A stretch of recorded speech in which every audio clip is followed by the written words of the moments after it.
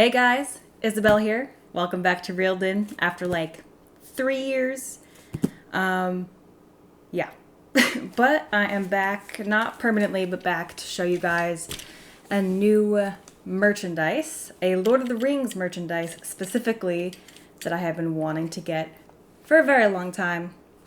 And I'm very, very excited about it. So, I will not bore you with my life story of why I was gone for 3, maybe plus years. I can talk about it as I unbox this, but today we will be unboxing the Lord of the Rings sword, museum quality replica, Anduril, the Flame of the West, Aragorn's sword, the blade that was broken.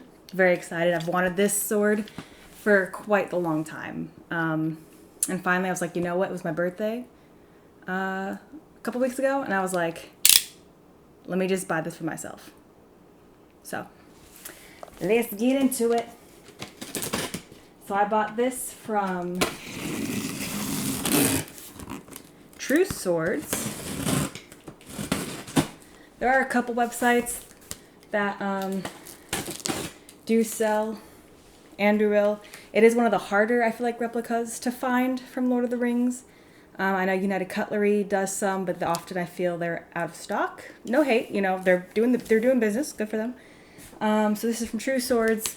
They have a regular like version and museum quality versions. This is the one that I got, which was museum quality. Let's open her up. I'm so excited. Ooh. Oh goodness. Woo-hoo. Let's take some maneuvering. I don't really want this box here anymore. Alright. There we go.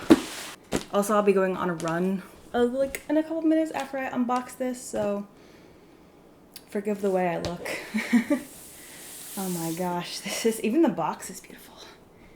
So, here, I don't even know what's on this side. Okay, same thing on the other side. So on the side here of the box, we have Anduril, Flame of the West, Museum Collection. It is an officially licensed prop replica from the motion picture. Oh, it is distributed by United Cutlery. Okay. Interesting. So I purchased it off of the True Sword website, but this is a United Cutlery product. Okay, then ignore my words from earlier. All right, here's the cover. I'm not going to stand it vertically because then it will go out of frame. But we do have Aragorn. And of course, this does come with a blue banner behind it, as well as the, I call it a headrest, but the stand, I would say. The wall mount is probably a better word. So this is an heirloom quality with precise detailing, high carbon spring steel blade, leather wrapped grip, custom wall display and banner, individually serial numbered, and includes a certificate of authenticity. So, I'm very excited. Aragorn. Alright, okay, it's in styrofoam.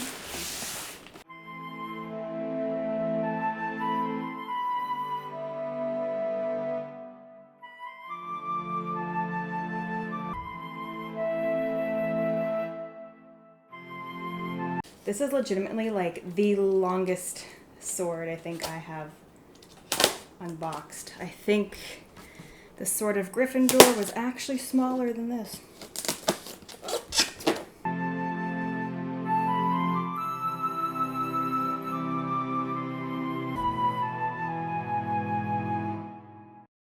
Alrighty. Also, if my head goes out of frame, oh well. This is like a really interesting setup. Gosh. Oh my god, I'm so excited. I've wanted this for so long. Oh my goodness. Here's a little card. Little packet, Lord of the Rings, of all the other prop replicas United Cutlery offers. Look at that another time. Okay. Oh my gosh. Here is the blue background banner. Okay, let me show it to you.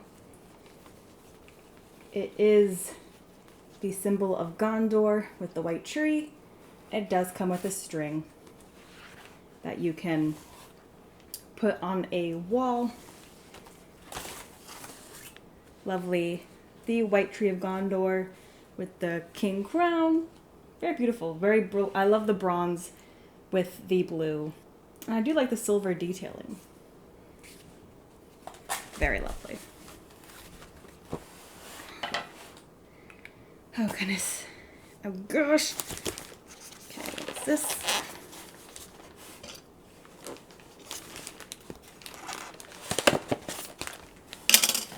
Okay. These are probably the... Oh, wow. I was gonna say these are the, yes, the screws. Got some nuts and bolts in here.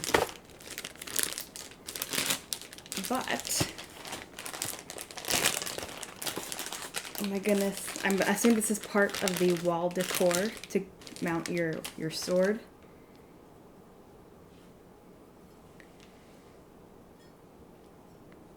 I like to think of this as sort of the symbol of the Flame of the West. It's heavy too, so it does feel like a quality piece. We have the star in the middle. Very nice. Okay. The sword. Oh my goodness. I believe the wall mount is on the other side of this. Oh my god, this is really in here. Metal glow. Oh my god, what is all these things? Oh, metal glow. Oh, that's really nice. So it does come with probably a polishing substance to keep your blade nice and shiny. Okay, there's wood piece. Oh my god. Oh, it's coming out. Oh, I'm so excited. Oh my god. Oh, holy crap. This is hefty. This is really freaking hefty. Okay. I want to get this out of the way before I open up the sword. But before I do that,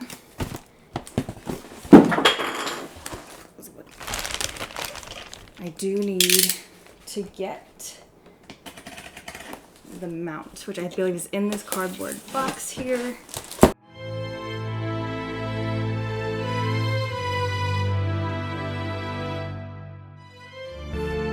And here is the certificate of authenticity.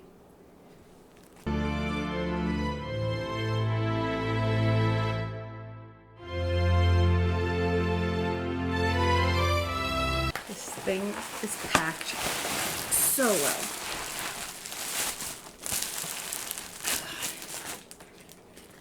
Instructions.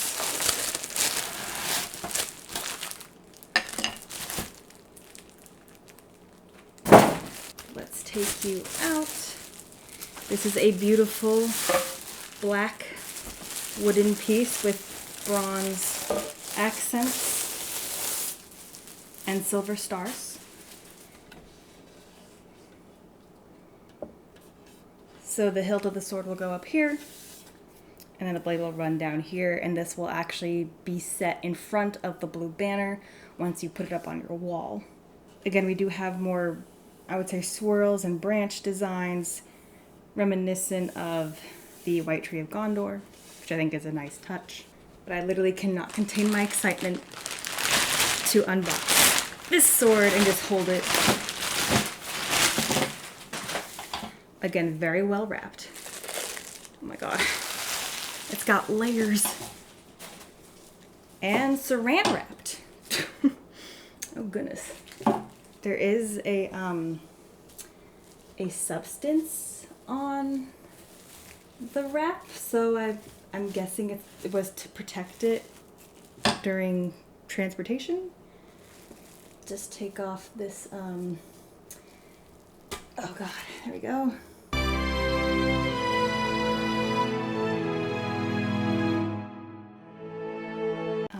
and this is, oh. Okay.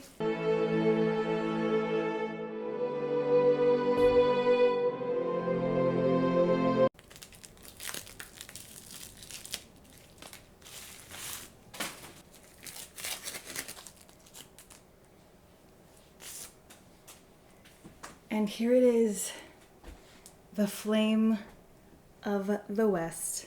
This is such a long sword, and it is heavy. It's made with real metal. Obviously the edges are, actually, they are dull, but I have worked with duller edges, so. But I love, they have the runes and the star symbols on the center of the blade here. Absolutely beautiful. The attention to detail is just amazing, even by the hilt. We do have, this is 1793. I believe that is the serial number, and we do have the trademark information of Lord of the Rings Museum Collection. The grip does feel to be a sort of leather, it's a black leather. And then continuing to the pommel, we do see the elven inscription, which is a very nice touch.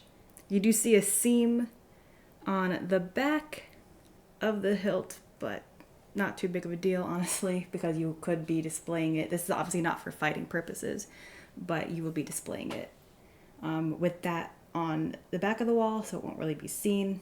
They also recommend that you do not display this for long periods of time horizontally, because it can damage the blade. I'm like sweating doing this, oh my god.